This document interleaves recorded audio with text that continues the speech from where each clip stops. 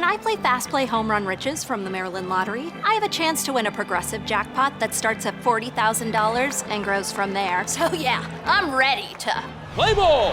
Make the right call this season and play Fast Play Home Run Riches from the Maryland Lottery. This episode is presented by Motorsports Incorporated. All seasons for work and play. Visit motorsportsinc.com for more.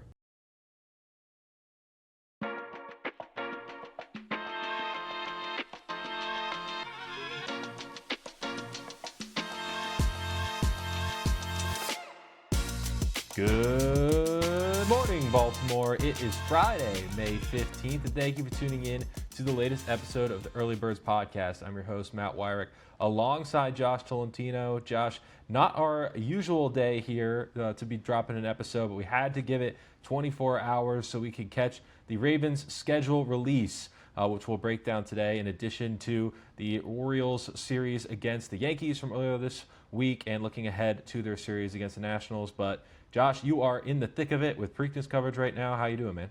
Yeah, excited. It's a very exciting week to be a Baltimore sports fan. We obviously have Preakness coming this weekend. Sam and I were at the Alibi breakfast. We were treated to a breakfast buffet and got to meet the trainers, some of the jockeys, and even a little horse action today over at Laurel Park. Going to look very different than Pimlico. Sam and I have been writing about that in recent days leading up to the 151st Preakness Stakes this weekend. But you mentioned the Orioles. They're coming off a hot series. They've got the Beltway series this weekend against the Nationals. And then, man, there are so many overhyped events. And, you know, Bennett Conlon, one of our editors, wrote this in his instant analysis of the Ravens schedule drop today. I'm actually a fan of the schedule release, and I know, like, you know, Bennett wrote in his IA that this could just be done in an email, but it is kind of fun to see that, you know, before you and I got on, you know, we're looking at all these different teams, you know, creative departments, and, you know, I will say the Ravens, I didn't know what to expect, but not a half bad effort there. And I actually think, so I'm referencing now how the Ravens dropped their schedule, and everyone does it in a video nowadays. They had Zay Flowers as wedding crashers, and he crashed a wedding where my assumption is that the couple involved hired the Ravens mascot, some cheerleaders to be at the wedding, as you can, you know, make these vendors with professional sports teams. And then Zay Flowers shows up and surprises them. But did you notice that he was in a Gunnar Henderson jersey? Was that from opening day? I'm wondering if he came like straight from opening day, because he did wear that same jersey on opening day when he and Jesse Minter were at the ballpark. So it's got to be. Maybe. I'm going to ask him on if he's made available on Tuesday. The Ravens have OTA availability come up here, an exciting time with them starting practices 7-on-7s with Jesse Minter, their first year head coach. That is going to be a feel good question for Mr. Zay Flowers, because I thought that was actually quite well done. Yeah, no, it was fun. And what a busy day for him. I mean, you know, it was a busy day for us. You and I were recording early birds in the bleachers, and here he is, you know, crashing a wedding. A full schedule, especially for an off-season day, that's for sure. No, I love the way that teams have embraced the videos and everything like that. I think the Chargers one was very well done with the Halo theme. I liked the Carolina Panthers video. They just blew up mascot, like stuffed animals of their opponents, which was really fun. Simpsons one for the Colts, so, you know, a lot of creative juices flowing there. Didn't see a single AI video in sight, I believe, so you know, I haven't seen all of them, but I don't think there was one, so that's encouraging. My thing on the schedule, like, yeah, I think it is a little much for the buildup that there is, especially with all the leaks coming out and people piecing it together for days, like. But at the same time, the way MLB does it is it just gets dropped on like a Tuesday afternoon at like 2 o'clock when nobody even realizes it's happening. And, you know, there's no fanfare at all. Baseball's actually still being played. Right. It's in the middle of the season in like July. So I think there is a middle ground there that probably makes the most sense between the two. But, you know, maybe that is emblematic of the differences between MLB and NFL. But let's go ahead and, you know, we'll the bait's out there. We're grabbing it. We're going for it. We're going to talk about the Ravens schedule here as we, for the first time, know the order in which the Ravens will play their opponents. We already knew which teams they would be playing next season, but now we know who is going to be played when. And I'm going to just real quick here run through the schedule. We'll put up a picture for our YouTube watchers here, but for our listeners who are just listening through audio, let me run through it here really quick. Week 1, it's at the Colts at 1 o'clock. Week 2 versus the Saints, 1 o'clock. Week 3 at the Cowboys in Rio, 4:25. Week 4 versus the Titans, 1 o'clock. Week 5 at the Falcons, that's on Sunday Night Football. Week 6 at the Browns, 1 p.m. Week 7 versus the Bengals, 1 p.m. Week 8 at the Bills, 1 p.m. Week 9 versus the Jaguars on Thursday Night Football. Week 10 versus the Chargers, Monday Night Football. Decent break there. Week 11 at the Panthers, 1 o'clock. Week 12 at the Texans, 1 o'clock. So 2 road games going into their Week 13 bye. Week 14 versus the Buccaneers, 1 o'clock. Week 15 at the Steelers, 1 o'clock. First game against the Steelers, Week 15. Week 16 is versus the Browns, 1 o'clock. Week 17 at the Bengals, Thursday Night Football. That's the final Thursday Night Football game of the season. On and New Year's Week 18 Eve. on New Year's Eve, as I should add, the only holiday they're playing on this year. And then Week 18 versus the Steelers, once again wrapping up their season against Pittsburgh. So, Josh, when you take a look at this schedule from top to bottom, what is the first thing that stands out to you? Yeah, I think it was such a term that was used to describe the first month and a half of last season was a gauntlet with all of the early playoff finishers from the season before. And we obviously know the Ravens' horrendous start after that Week 1 collapse at Buffalo. There was just so much spillover that we have wrote ad nauseum about and how that affected kind of the rest of their season. It snowballed into larger issues. And, you know, they had a midseason resurgence, but that really put them behind the 8 ball. Well, you look at the schedule this year, not until Week 8, Matt, will they face Buffalo. And Buffalo actually, you know, after being their season opener last year, is the only playoff team over that first 8 weeks. So those first 7 weeks, and, you know, I know every franchise feels revitalized with coaching changes that they make, and, you know, there are a handful of them, and just the directions of those franchises over those first 7 weeks. But I wrote this in my instant analysis. I mean, you've got the Colts, the Saints, the Cowboys, the Titans, the Falcons, the Browns, and the Bengals. And really, you know, even just concentrating before the division opponents there in Week 6 and Week 7, I think that 7-week stretch, the floor should be 5 wins. You know, why shoot for, you know, 1 win above 500? You know, you don't necessarily, no one's going to win the AFC in September and October, but the Ravens, they can surely buy themselves breathing room with this start. And, you know, I believe you were doing some research before the show. This is certainly one of the easier schedules when it comes to the rest of the NFL competition and how the schedule was put together for each team. Yeah, by Vegas projected win totals, this is the 6th easiest strength of schedule in the NFL. The Ravens at the end of last year were ranked 21st, so certainly on the more difficult side of schedules for them. And you talk about that slow start that they had last year. You know, for Jesse Minter, this is a dream scenario, really, in terms of easing into being an NFL head coach. I mean, you know, the Colts, who knows if Daniel Jones is probably not going to be ready for Week 1 at this point, coming off the torn Achilles. You got the Saints, who are trying to come out of a rebuild. Cowboys in Rio, maybe that one's a toss-up, but you have the Titans, Cam Ward, who knows? The Falcons have been treading water for years. The Browns are the Browns, and the Bengals, you know, who knows if Joe Burrow is going to be healthy by Week 7. That's asking a lot for their starting quarterback. So you look at this schedule, and it certainly lends itself to an easier ride. I mean, maybe, you know, coming in second place in the AFC North last year, doing them some favors here, not having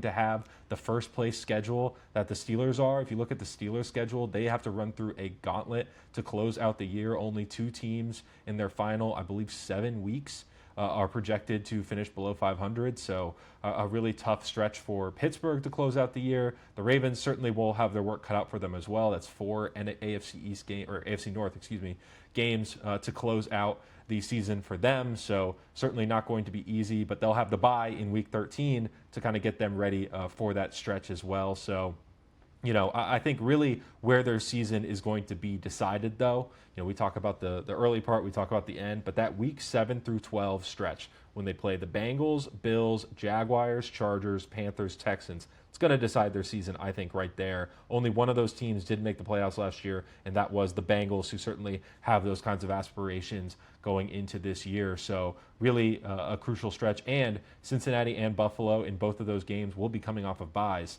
one playing the Ravens. So they'll be well rested, healthy going into those games as much as a team can be in the middle of the year. So that is going to be what I think defines the Ravens in 2026. Yeah, and I think specifically, and I'll agree with you on that middle stretch kind of being the defining moments. And I think surely we'll know by then whether this pass rush is fixed and whether the secondary is fixed. Both units finished towards the bottom of the league across multiple statistics last year.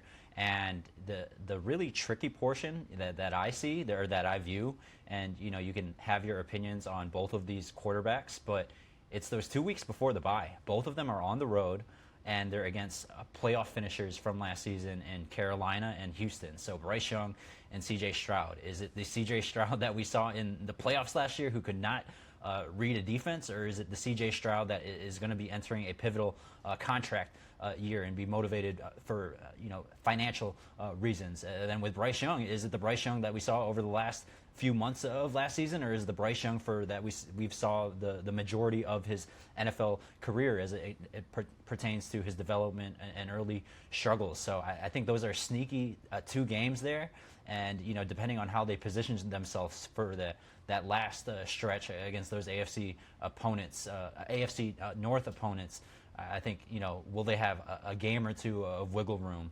I think that's really going to be key, and again, give us such great context on whether truly Jesse Minter has fixed this defense. And I'm going to go back to week 1, and I know there's been a lot of discourse about the Ravens not being in primetime. They still do have 4 primetime games. That shows you the attention that Lamar Jackson, Derrick Henry, Kyle Hamilton, their stars generate. And while they're might be on primetime, that's the best thing for Jesse Minter and his club. Of course, a lot of eyes going to be on the Ravens there at Indianapolis, and I will say, Matt, that's not a gimme. And I know they have injury situation to be determined with their quarterback, but this ain't no I'm not sure how often you travel to Indianapolis, but that's a frequent stop in the NFL calendar.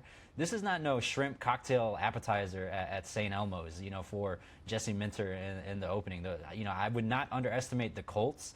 And actually, the last time Jesse Minter faced the Colts, Shane Steichen, man, he walked right over Jesse Minter's group, and that actually was in Los Angeles last fall. The Colts dropped 38 points. That's when they were really surging. They improved to 6-1 after that game. Obviously, they collapsed after with Daniel Jones' injury. Jonathan Taylor had 3 touchdowns in that game, and vividly, just watching highlights from that game, the offensive line dominated. So, it's going to be week 1. The bullets are going to be flying right away. What is Jesse Minter's defensive line going to be made out of? We're going to find out right away, and you get a little overexcited just thinking about this, and that's the goal of the NFL schedule makers and this release date is to create that excitement. I'm definitely juiced for sure.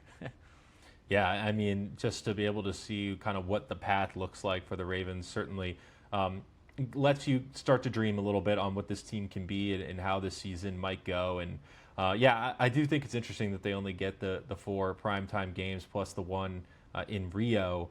The Ravens coming off of a season when they didn't make the playoffs, they obviously make some changes at head coach. I think it is a little bit of the NFL hedging a bit of a new head coach coming in, an unproven head coach coming in trying not to overcommit themselves like they did with the Commanders, for example, last year, who I believe had 7 primetime games scheduled last year, and then they end up having to get flexed out of 1. Jaden Daniels is obviously hurt, and Washington does not meet its lofty expectations from a year ago. So clearly the NFL is looking at this as a prove-it year for the Ravens, and I think that is something that the team has to take a little bit of a chip on its shoulder. Not like you said that they're going to complain about having to play a bunch of 1 o'clock games. It certainly is the preferable window for teams. You also kind of get normal weeks that you can build off of more often, as opposed to be playing a lot on Monday nights or Thursday nights, things like that. the Ravens now can kind of settle in a little bit. The late bye in the year, I think, is a little bit of a dagger. You obviously want that to be more towards the middle or maybe even a little bit earlier, but certainly for them, having to go 12 full weeks without getting a week off is going to be daunting for this team, certainly, especially with them going to Brazil and back. So, yeah, not playing on Christmas, not playing on Thanksgiving, that is a good thing for players, but New Year's Eve, 8 o'clock first kick, I guess, or kickoff, I should say. Yeah. I guess. 8:15, you are going to be in the press box when that ball drops. Yeah, Matt, I love football. I love my job at the Baltimore Sun. Shout out to the NFL schedule makers for deciding our New Year's Eve's plans involving a road game in Cincinnati on New Year's Eve. I'm going to make the most of it, and just, I'll be right there with Sam Cohn, and maybe we'll have an early birds emergency pod. I know that is on a Thursday, but, might as well make the most of it while we're there. But I guess like a one-off question here. What are this job requires us to miss like special parties, events, birthday parties, even some weddings, throughout my career. Have you ever worked on, I guess, a holiday that you can recall, or just a funny story about working on a particular day? I mean, I do remember when I was, what year would this have been? 2017, I believe. I was still in college, but I was blogging and writing about the Nationals at the time, and I was grinding. I was trying to get my name out there, and jumping on every roster move and things like that. And the Nats signed Daniel Murphy in the middle of my family's Christmas Eve dinner, and I pulled out my laptop and wrote. And my family now gets what this job is and the amount of the time you have to miss and things like that. And I think if that happened nowadays, nobody would really bat an eye. But back then, me being home from college and, my family getting some time with me was appalled at me pulling out my laptop and writing about this roster move. And it was a point of contention for the rest of the night. So sorry, Mom and Dad, that was my bad. But, it was a huge move, as it turned out. Daniel Murphy was an MVP candidate, MVP runner-up with the Nationals. So jumping on that was certainly not a great business decision on my end in terms of family dynamics for the night. Well, breaking news, that's going to occur anytime. But I do recall that you had your birthday, right, with Brandon Hyde down in Sarasota? Yeah, I did spend a birthday with Brandon Hyde. We had our annual beat kind of dinner. Yeah, I'll call it beat dinner with the Orioles manager in spring training. And that was my first year. And it lined up on my birthday, March 12th. And, what are you going to do? Say no?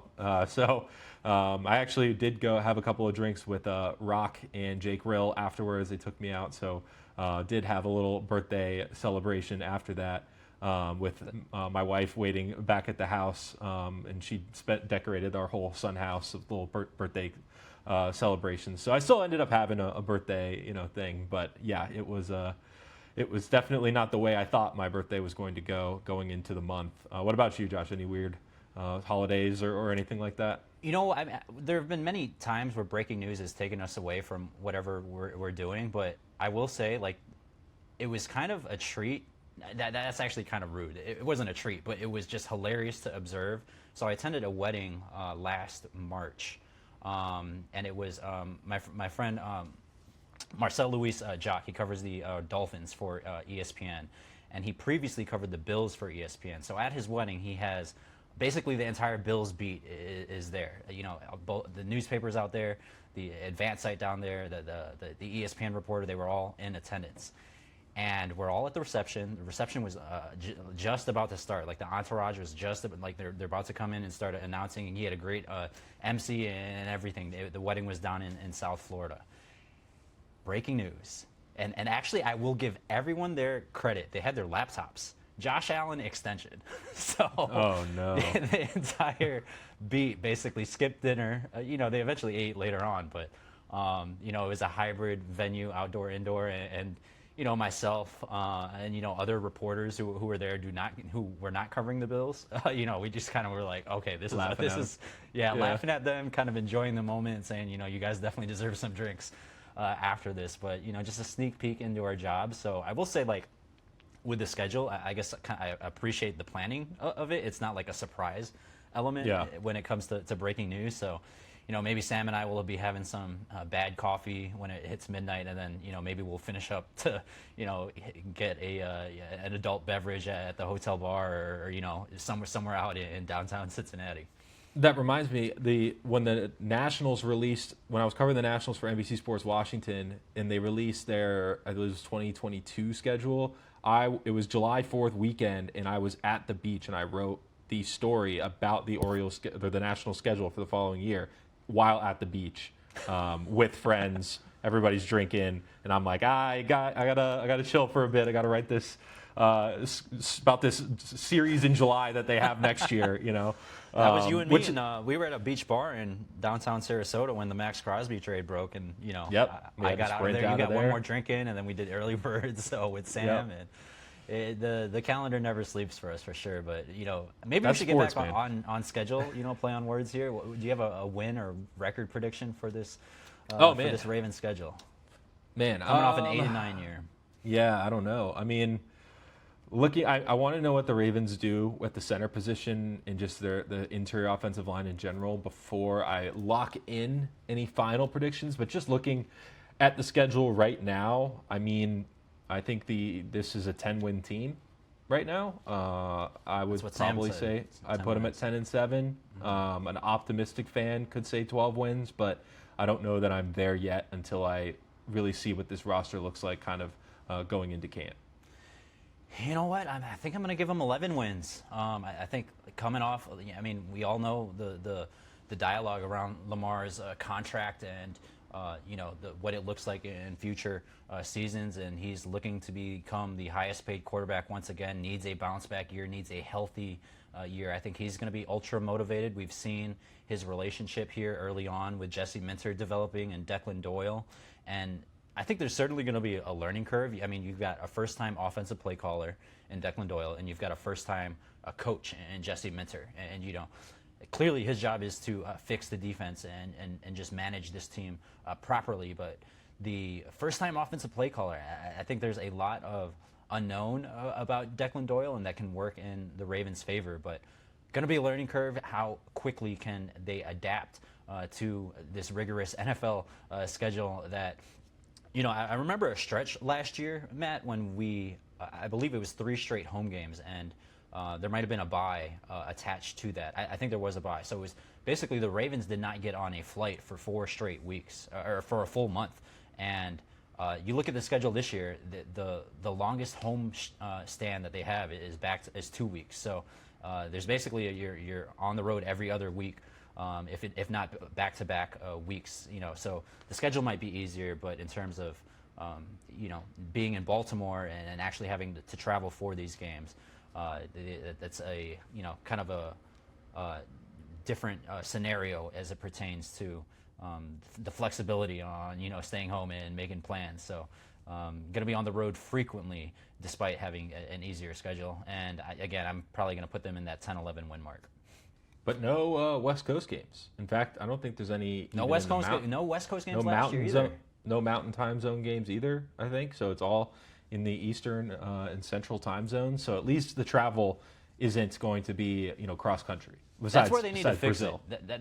That is where the NFL needs to fix it, because I've seen the disparity between the most traveled team, which is in the 30,000 mile range, and the least traveled team, which I believe might be Carolina, at 9,000 miles. Like, that is such a huge, disparity. So, well, I mean, a team like the Seahawks, like, what are they going to do? Like, you just got to travel for everybody. Like, that's just where you're located is a bit of a positional disadvantage. So it benefits the in that Ravens way. this year.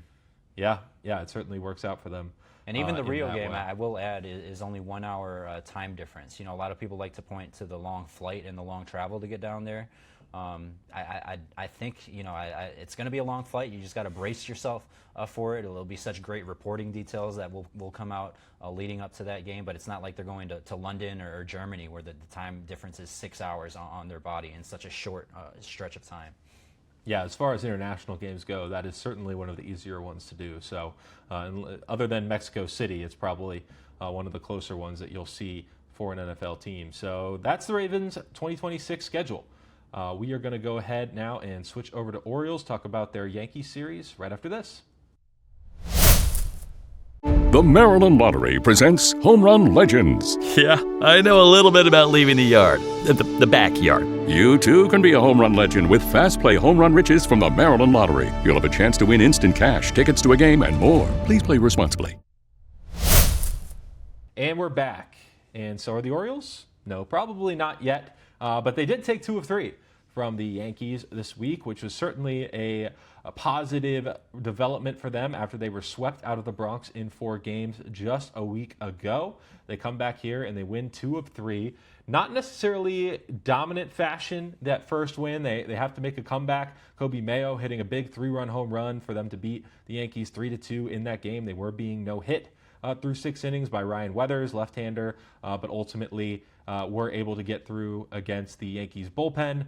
Then in Game 2, Trevor Rogers gets roughed up for 6 runs. The offense kind of disappears there in that game. Only one rally that produces 2 runs for the Orioles there. And then in the rubber match, Kyle Bradish comes back and fires 6 scoreless innings for them. A second straight quality start there for Bradish. Adley Rutschman goes yard. Blaze Alexander collects 3 hits, and the Orioles win 7-0 for their first shutout of the season. The Orioles were the only team in baseball that had not shut out a team so far this year. The Orioles, in fact, had not been shut out or shut out anybody. There had been no zeros on the scoreboard in Orioles games leading up to Wednesday night's game, or Wednesday afternoon's game, as it was moved up. But they go ahead and they get that shutout win over the Yankees there to take 2 of 3. And certainly not a statement series, I think, for the Orioles, but one they just quite simply needed to have with the way they had been playing. But Josh, when you look at the full body of work from that series, what stands out to you most? I think that the pitching and Brandon Young has been, he recovered from that early home run and just really settled down there. But the pitching in particular, we entered the series with the Orioles, I believe, ranked with the 29th team ERA as it pertains to a starting rotation. And basically throughout the series, and it took a dip there with Rogers, but after Kyle Bradish shoved on Wednesday, that has noticeably ticked up, and they're 27th now in MLB, and maybe Kyle Bradish, we look at the curveball usage, and certainly his command has been better over his last 2 starts. And, you saw Kyle Bradish up close in, his most dominant season form. But it looks like the Kyle Bradish of old, the quote from Craig Albernaz was that's vintage KB in reference to Kyle Bradish. And but now here's the thing: who's going to take the baton from him? Because as we pointed out, Chris Bassett, he's improved in recent weeks. Kyle Bradish, it looks like he's turned a page. Can Trevor Rogers, now positively regress back in the other direction after such a tough stretch for him with 3 poor starts before going on the IL, and then his big ballooned number here this week against the Yankees. So someone's got to take the baton. I was really high on Shane Baz, and I wrote about the rotation in a recent column, but he's just not been that guy as it pertains to what the Orioles expected him, how they described him. Craig Albernaz says he has Cy Young potential. I'm certainly, again, high on his upside. I've talked to people in Tampa who have worked with him his entire career. Mike Elias described him as a frontline starter, but he's got to prove it. And even Shane himself has called basically his early stretch here embarrassing. And he wants to get back on the right track. He'll have an opportunity against the Nationals this weekend. And then him and I were chatting after the Yankees series finale on Wednesday, just kind of doing the schedule math in my head, and I asked him if he'd be pitching in St. Pete, and he said he's really looking forward to making a return there where his career began. So going to be an important stretch here for him and the other starters in this rotation. And, I just went on a long-winded answer about the starting rotation, but ultimately, Matt, I don't care how good Rico Garcia is. Ryan Helsley, if he comes back and he's lights out, joining Cano and Nunez, bullpen has been elite, and there's room for growth with the starting rotation. If this offense cannot hit consistently, prior to Wednesday's outburst, I think they had 6 games in a row where 3 or less runs. This lineup just needs to produce at a more consistent clip, and there's a lot of culprits there as it pertains to some of the overlying issues. Yeah, for the rotation, as you mentioned, Kyle Bradish has looked fantastic his last 2 outings, really honing in there with the curveball, throwing it over 30% of the time each of those 2 outings, and opponents only have 1 hit off the pitch so far, so it has been a very effective pitch for him and really allowed the rest of his repertoire, I think, to play up a little bit more, so seeing a lot of success with that, and maybe some mechanical tweaks as well. Craig Albertaz talked about how he is working more efficiently toward the plate now. He always pitches out of the stretch, but now with the way he has been throwing, trying to get down the mound a little bit cleaner, so that has been helping him as well. So a couple of changes there, both for approach and for his mechanics, and seeing some success. Can anyone else take the baton? That remains to be seen. I mean, Chris Bassett, I think, has largely looked better here over the last couple of weeks. Not necessarily super consistent, but I do think we are seeing him gutting through more and more innings as opposed to early on when he was getting the early hook. So that is certainly an encouraging sign. I think Brandon Young has quietly been one of the better, if not maybe the lowest best ERA pitcher of the group. Yeah, maybe the best pitcher in the Orioles rotation so far this year, Brandon Young. Not necessarily, crazy numbers, but it really is one bad start that is really dragging down that ERA, other than his outing against Houston when he got lit up in that doubleheader. Really been a very solid number 6, number 7 option for this Orioles team right now, thrust into the middle of this rotation. So certainly interested to see what he does against the Nationals, and Shane Baz, certainly a player with a lot of upside to his credit. But at the same time, he's at a point now where we kind of have to see it from him before we are going to start to believe it. And even with the velocity that he has, location is going to be everything for him. And there have been points this year when he's kind of been fighting himself a little bit on the mound. So we'll see what he looks like as he continues to move forward and potentially getting to face his former team in the Rays next week in Tampa Bay. I'll be there for that series. But you talk about the offense here, and yes, it has certainly been an underperforming group.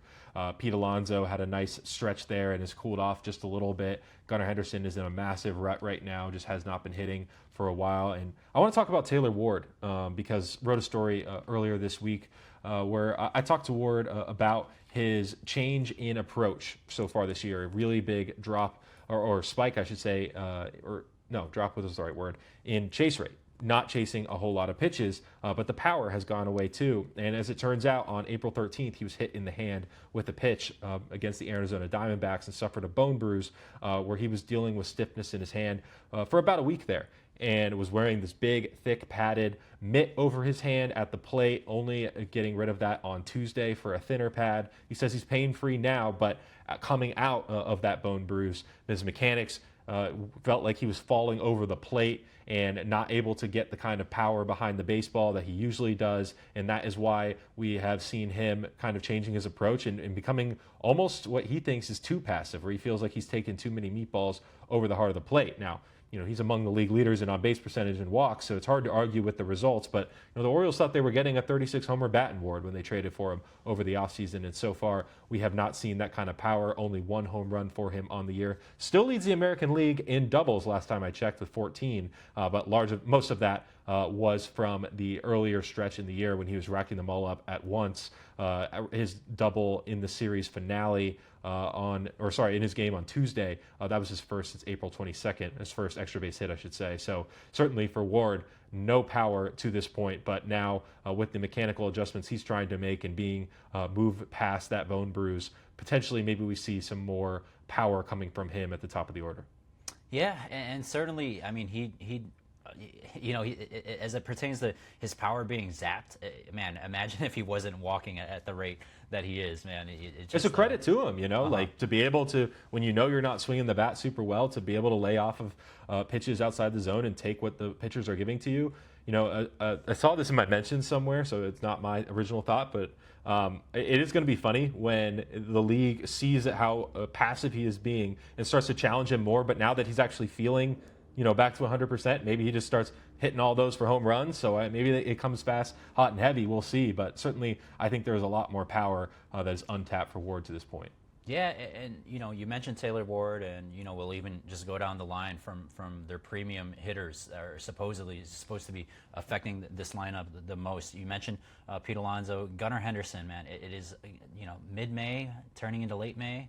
sitting at a 6.46 OPS, team high 183 at bats, 57 strikeouts. I think Ben Hall and I, Ben Hall from 105.7 The Fan, and I were at the sitting next to each other in the press box the other day, and we were looking at Gunner's 0-2 rate. Basically, how often he works in an 0-2 count, and I believe he was second or third in MLB behind Cal Raleigh, and there might have been one other player up there. But that, we look at the strikeouts, but you look at the situations that he's putting himself to enter these types of not favorable counts. So again, I think we're such a, we've seen Gunnar be one of the best players in the league. We saw even throughout the World Baseball Classic just how electric he is when he's on top of his game. So I'm a firm believer that Craig Albertaz needs to keep him there at the top of the lineup, and that he will hopefully figure this out. But man, it's you've written in recent weeks, it's getting late early. Man, that batting average, if it continues to sink, sitting right near the Mendoza line, you kind of play math in your head of, it's like, what does he need to try to get to 270 at 260 by the end of the year. So hopefully for Gunner's sake that he can turn it around. But I mean, he's the really the one that makes it go. So it is a bit, whatever word phrase you want to use, if you're an Orioles fan, depressing to see him like this, because he's such, so high energetic, and you've written stories this season on how he's doing his best to contain that emotion and channel it into a better place for on-field performance. So he'll have obviously an opportunity here against the Washington Nationals, and truly, like, a lot has been said about how poor the defense has been, both across the outfield and the infield, and we just spoke about the rotation issues. It's going to come back to this lineup, man. When they acquired Pete Alonso, Jeff Passan wrote, in a tweet that this is the, I think he wrote that Craig Albertaz basically has the firepower to have the best lineup in baseball. I think he described them as a wrecking crew. Included guys like Colton Cowser, who has one of the lowest OPSs on the team, on like a list of players. And certainly, like, that's his opinion, but he's also being told that by, I would imagine someone in the front office, just to hype the team up. That's just how kind of this reporting game works as it pertains to transactions and putting it out there for the entire baseball world audience. So far from a wrecking crew, and this offense has just such a long way to go. And you're going to be there in Washington, so we'll see if they can get it going against this Nationals team whose ERA is right down there with the Orioles.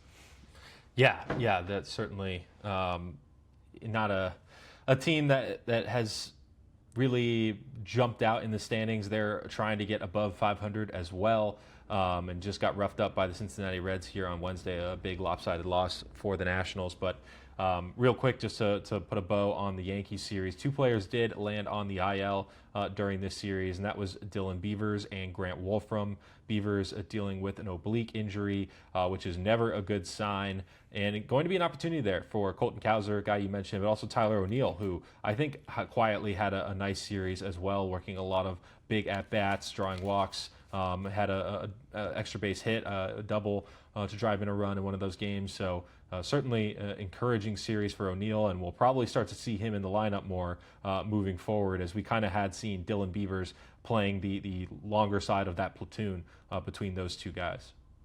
I'm going to play devil's advocate, and I will say, Craig Albertaz pointed out how Tyler O'Neill's bat quality and just his approach has improved, and he mentioned the Miami series is, kind of when he started to see things click for him. Earned that important walk, and to set up Kobe Mayo's what ended up being the game clinching home run, 3-run homer on Monday. But man, he saw two lefties this week, and I think his batting average is now down to .081 this season. Just 2 hits off lefties, was 0 for 4 in the Yankees series. So, man, they were just expecting him to have the numbers that he did in Boston, and obviously he had several or 2 good seasons in St. Louis, certainly defensively. And we've seen some flashes, some highlight grabs. He had a couple the other day against the Yankees, the one against the wall there in the 9th inning. But when it comes to left-handed pitching, that just continues to be something that continues to bite at him, and he's even acknowledged that he's going through it. And that's exactly what the Orioles brought him in to do, is to wreck left-handed pitching. It was an area of concern in 2024 that only got worse last season, and certainly this year we have seen some continued struggle, particularly against left-handed starters this year. Although they're now back-to-back wins against lefties, having beat Ryan Weathers in the first game and Max Fried, who did have to leave the series finale with an injury after 3 innings. But gets the loss either way, as the Orioles were able to put up a couple of runs against him before he left the game. So that's the Yankee series. Looking ahead to the Nationals here, we didn't want to bury this or anything, but it is going to be quickly out of date here. Mike Elias is talking to the media Friday before the game. We are expecting a Jordan Westburg update at this point. Westburg met with Dr. Neil L. Trash on Monday in Los Angeles to get his elbow looked at, had a partially torn UCL from the spring, tried a PRP injection, and tried to ramp back up in a throwing program, but was shut down not long after. So certainly bracing for tough news for Westburg there, but not going to spend too much time on that just because we will get that update, and you'll be able to read it in the BaltimoreSun.com or at BaltimoreSun.com, what the latest is there, certainly following along on the socials as well. Potential big news for this lineup if Westburg is forced to undergo any kind of surgery. Certainly it could spell a quick and swift end to his season. But just looking at this series overall, we talked about the pitchers. It'll be Shane Baz, Chris Bassett, and Brandon Young going in this series. And the Nationals, who are scoring the second most runs per game in baseball this year. You talk about that lineup. You know, their rotation, their pitching staff among the worst ERAs in baseball, but that offense certainly knows how to put up some runs. So the Orioles are going to have to keep up one way or another, because their pitching staff certainly has not shown that consistently it can limit runs, certainly from an offense as good as the Nationals, which just feels very weird to say for me as someone who covered this team when it went into the rebuild and also grew up a fan of the Nationals, knowing where they are right now with their team. It is very surreal to see the Nationals playing offensively as well as they are, considering how few big names they really have in that lineup. But so far, that has been the case. They are able to score a lot of runs and even hit a decent amount of home runs. So we will see if Baz, Bassett, and Young are able to continue or pick up where Kyle Bradish left off. But Josh, any final words here as we look ahead to this series? Orioles need momentum. They don't need to make a grand statement against the Nationals. I know both teams try to pitch it as the Beltway rivalry, and I actually think there will be some renewed sense of that, especially considering the managers and their relationship. Craig Albertaz and Blake Buter are very close friends. When Blake Buter got his job, it's a rare situation where an MLB manager, certainly an Orioles manager, has social media and X, and hadn't really posted much, but he makes a tweet that went viral there, supporting supporting his close friend Blake Buter, an old archived blurry photo of their days together in the Rays minor league. So again, they don't need to make a grand statement. They don't need to blow this team out. They really just need to look like a team that understands what momentum is and really capitalize this. Let's go on like a 5+ game win streak to really start to turn some heads. And again, we'll see if they're capable of that. You pointed out how the Nationals are a sub 500 team trying to reach that 500 mark. Hopefully not this weekend against the Craig Albertaz's O's. Yeah, people talk about going to Coors as an opportunity to get an offense going, as you can put up some big crooked numbers. That could be the case against this Nationals pitching staff this weekend, as the Reds were able to do in their last series. So we're going to go ahead and wrap there. Don't forget to like and subscribe. Give the show a 5-star review on YouTube, Spotify, Apple Podcasts, wherever you guys get your podcasts. And give us a follow at Sun Early Birds on Twitter, Instagram, Facebook, and TikTok. Josh, any final words for the good people? Scheduled release day for the NFL. I'm a fan. Let's keep it going. It's a good, especially a good time to for Marriott. In the Marriott app, I spent a lot of time on there earlier. Just the schedule mapping came it out. Yeah, mapping it out. Making a budget in my head for planned stops throughout the fall season, and of course the Westin Cincinnati or whichever hotel we end up at. We'll make the most of it, Sam and I. So. Shout out to the NFL for making this what is basically a holiday for a lot of football fans. Yeah, for reporters, sports reporters, the schedule release is like Christmas morning because you actually know what you'll be doing for the next year. So he's Josh Tolentino. I'm Matt Weyrich. Merry Christmas. Thank you all so much for listening, and have a good one.